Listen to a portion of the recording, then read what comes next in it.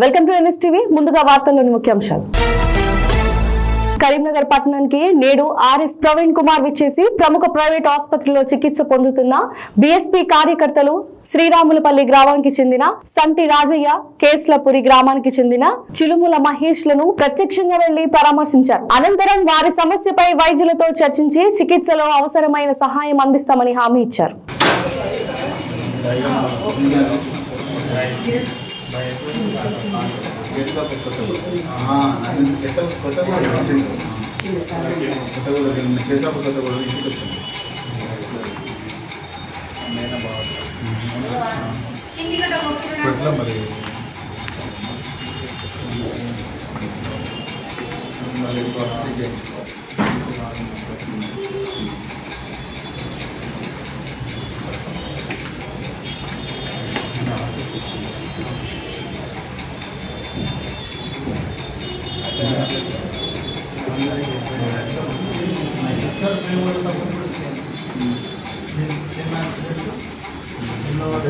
Processing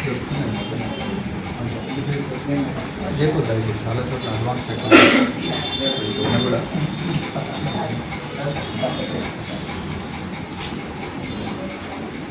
నేను process ఇస్తాను. Process actually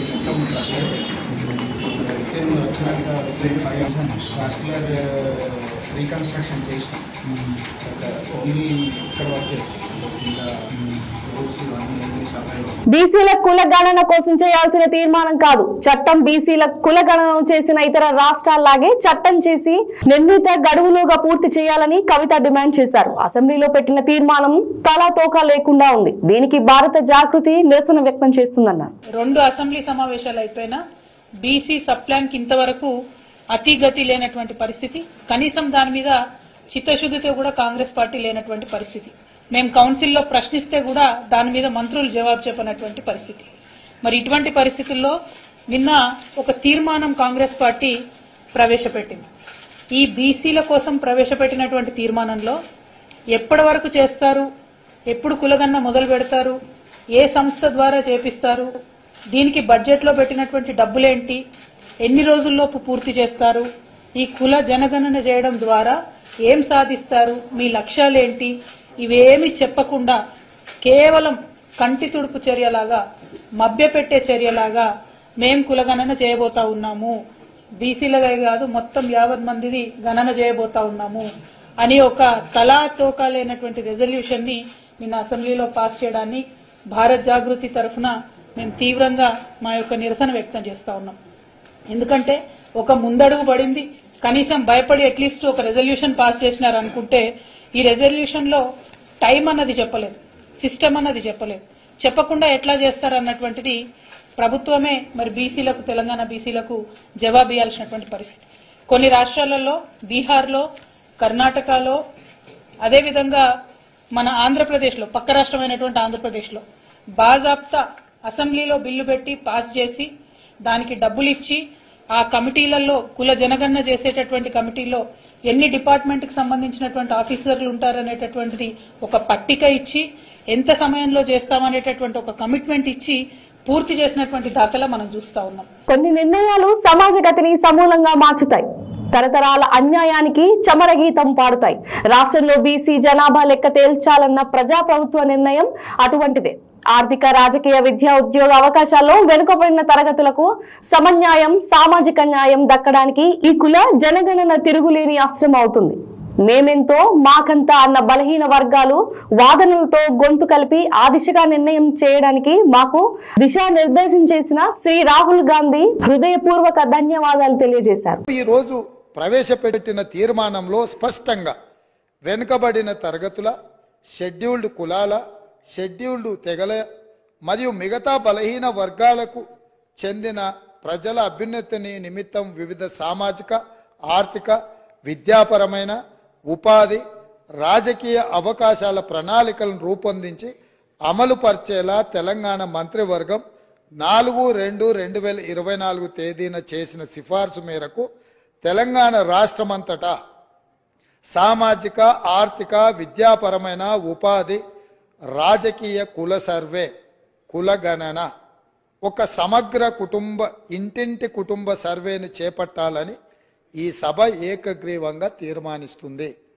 ఇందులో ఎలాంటి అనుమానాలకు శశబిశలకు తావు లేకుండా ఈ ప్రభుత్వం ఒక తీర్మానాన్ని ప్రవేశపెట్టింది. కోట్ల మంది కలల తెలంగాణ రాష్ట్రాన్ని సాకారం చేసిన మహానాయకుడు, ఉద్యమ నేలను ఉద్యాసవనంగా మార్చిన దార్శనికుడు, తెలంగాణ రాష్ట్ర గతిని మార్చి చరిత్ర లిఖించిన కార్య సాధకుడు, మన తెలంగాణ తొలి ముఖ్యమంత్రి శ్రీ కల్వకుంట్ల చంద్రశేఖర్ రావు గారి జన్మదిన సందర్భంగా మేడ్చల్ నియోజకవర్గం పిర్జాదిగూడ మున్సిపల్ కార్పొరేషన్ పరిధిలోని బీఆర్ఎస్ పార్టీ కార్యాలయంలో జరిగిన కేసీఆర్ గారి పుట్టినరోజు వేడుకల్లో పాల్గొని కేక్ కట్ చేయడం జరిగింది.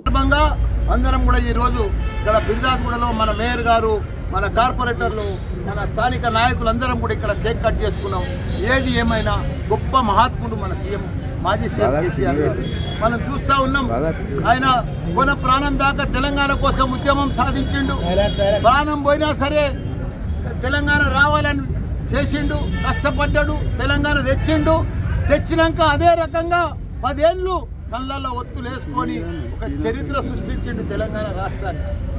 ప్రతి రంగంలో కూడా ప్రతి ఒక్కరికి కూడా కులమత భేదాలకు అందరు కూడా ప్రతి కులం కూడా అభివృద్ధి చెందాలని చెప్పి కుర్మలకు గొర్రెలు కానీ, ఇదంతా యాదవులకు గొర్రెలు కానీ, ఇవన్నీ కూడా ముదిరాజులకు చేపలు కానీ, ఇవన్నీ కూడా ప్రతి ఒక్కరికి అభివృద్ధి చేసిన ఘనత మన కేసీఆర్ గారు. మనం ఇప్పుడే చెప్పుకుంటున్నాం, ఇవాళ 70 సంవత్సరాలు ఆయన 10 సంవత్సరాలు ఒక చరిత్ర సృష్టించారు. కాబట్టి ఆయన ఇంకా 110 ఏళ్ళు నిమ్మడంగా హాయిగా బతకాలి. ఇంకా తెలంగాణని నంబర్ 1 రాష్ట్రంగా తీర్చిదిద్దాలి, ఇంకో లెవెల్ తీసుకుపోవాలి. ఇలా కేటీఆర్ గారు కూడా మన హైదరాబాద్ని ఇంకో లెవెల్ తీసుకుపోయాడు. ఏలూరు జిల్లా పోలవరం నియోజకవర్గంలో బుట్టాయిగూడెం మండలంలోని అలివేరులో ఇల్లు పూర్తిగా కాలిపోయింది. ఇంటి యజమాని కుంజా కన్నయ్య దాచుకున్నట్లు వంటి సుమారు 3 లక్షల రూపాయలు కాలిపోయాయి. కాలిపోయిందంటే నేను చూసానండి. అంటే మీ ఇంట్లో లేరా టయానికి? ఉండలేదండి. సామాను మొత్తం కాలిపోయినాయా? ఏమన్నా మిగిలినాయా? లేదు, ఏం మిగిలినాయి. డబ్బులే ఉన్నాయి దాంట్లో మీ ఇంట్లో? ఉన్నాయి. ఎంత? 3 లక్షల పైన ఉంటాయి. కూలి చేసి డబ్బులు ఏంటి, జీడిక్కలు డబ్బులు 3 లక్షల పైన ఉంటాయి. సమస్తం ఏమి లేదు అయితే ఇంట్లో మొత్తం కాలిపోయింది. మొత్తం కాలిపోయిందండి. మీదే ఊరు? అలివేరు. కొంచెం కన్నయ్య, కొంచెం దుర్గమ్మ. సరే, రేపు మా జనసేన పార్టీ నుంచి ఏదైనా మీకు సాయం చేసే అవకాశం చూసుకుంటాం అన్నా. రేపు పొద్దున్న మా పార్టీ నుంచి ఎవరిని వచ్చి మీకు ఎంతకంత మా పార్టీని సాయం చేస్తారు. బీజేపీకి షాక్ ఇచ్చేలా ఓ ఫోటో సోషల్ మీడియాను కుదిపేస్తుంది. కాంగ్రెస్ నేతలు పట్నం మహేందర్ రెడ్డి, మైనంపల్లి హనుమంతరావుతో కలిసి ఒక ప్రైవేట్ సమావేశంలో బీజేపీ కీలక నేతలు ఈటల రాజేంద్ర పాల్గొన్న పిక్ వైరల్ గా మారింది. ఈ భేటీలో రాష్ట్రంలో నెలకొన్న తాజా రాజకీయ పరిణామాలపై చర్చించినట్లు సమాచారం.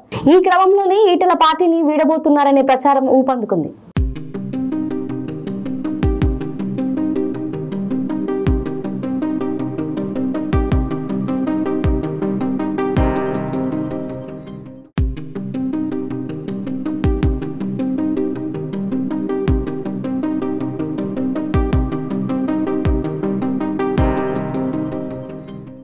నమోదు చేయాలంటూ ఇకపై ఎవరు కోర్టుకు రాకుండా చూడాలని పోలీసులకు సూచించింది. పోలీసుల ప్రవర్తన శైలి మారాల్సి ఉందని సూచించారు. ఫిర్యాదుదారులను భయాందోళనలకు గురి చేస్తున్నారని హైకోర్టు వ్యాఖ్యానించింది. పోలీసులు ఉన్నదే ప్రజల కోసమని గుర్తించాలని పేర్కొంది. పోలీస్ విధులను గుర్తు చేసేలా అవగాహన తరగతులను నిర్వహించాలని డీజీపీకి ఆదేశాలు జారీ చేసింది. పోలీస్ స్టేషన్ కు ఎవరు సరదాగా రారని చురుకంటించింది. ఎఫ్ఐఆర్ నమోదు చేయించడం ప్రజలకు చాలా కష్టంగా మారిందని ఆగ్రహం వ్యక్తం చేసింది.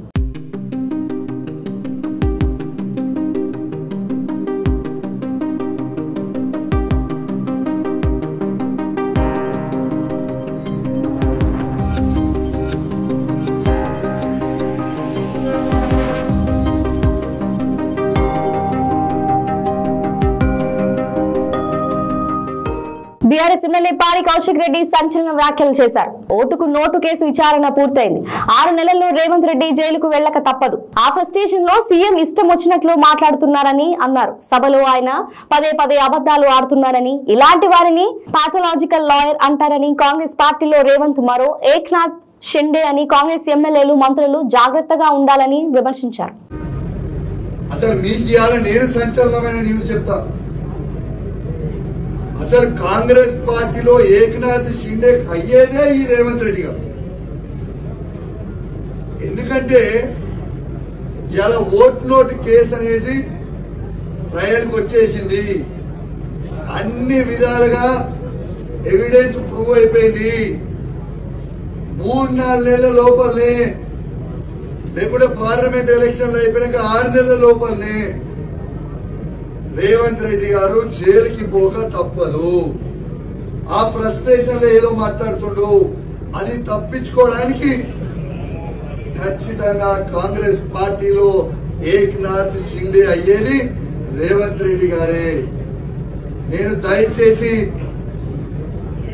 కాంగ్రెస్ పార్టీ మంత్రులని, ఎమ్మెల్యేలని జాగ్రత్తగా ఉండమని హెచ్చరిస్తా ఉన్నా. నాకు అక్కడక్కడ వినబడతా ఉంది, ఎందుకంటే తను ఏక్నాథ్ షిండే కాబోతుండని చెప్పి సందర్భంగా మీకు తెలియజేస్తా ఉన్నాను. కాబట్టి మీ అందరు కూడా అప్రమత్తంగా ఉండాలని నేను కోరుతా ఉన్నాను. రేవంత్ రెడ్డి గారు పదే పదే అబద్ధాలు ఆడుతా ఉన్నారు. ఈ అబద్ధాలు ఆడేటోళ్ళని ఏమంటారు తెలుసా? ఇంగ్లీష్ లో ఏమంటారు తెలుసా? పదే పదే అబద్ధాలు ఆడేటోళ్ళని ఇంగ్లీష్ లో పాథలాజికల్ లయర్ అంటారు. దాన్ని తెలుగులో వక్రీకరిస్తే రోగ లక్ష్మణ్ అబద్ధాల కోరు అంటారు. ఈ రోగ లక్ష్మణ్ అబద్ధాల కోరు మాట్లాడే అహంకారమైన మాటలు యావత్ తెలంగాణ సమాజం గమనిస్తా ఉందని చెప్పి సందర్భంగా తెలియజేస్తా ఉన్నాను.